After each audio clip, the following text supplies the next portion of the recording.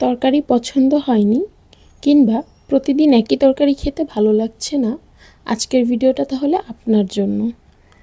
আজকে খুবই সুন্দর এবং খুবই মজাদার একটি সহজভাবে ভর্তা রেসিপি দেখাবো। এটা যদি কারোর ঠান্ডা লেগে থাকে তার জন্য উপকার, আবার যার মুখের স্বাদ চলে যায় তার মুখের স্বাদ ফিরিয়ে আনার জন্য খুবই কাজ করবে। তো আমি ছোট বড় মিলিয়ে 2টা ছোট রসুন নিয়ে নিয়েছি, দেশি রসুন, এবং একটা পেঁয়াজ কুচি, 2টা শুকনো মরিচ, ছোট বড় মিলিয়ে 3টা কাঁচামরিচ, এবং তার সাথে নিয়েছি কিছু বিলাতি ধনিয়া পাতা।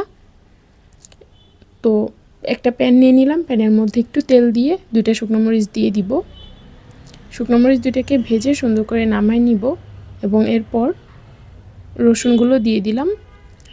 রসুনগুলোকে একটু ভেজে নিয়ে তার মধ্যে কাঁচামরিচ, পেঁয়াজ দিয়ে দিব। সব কিছু খুব সুন্দর করে ভেজে নিয়ে তারপর মাখাবো।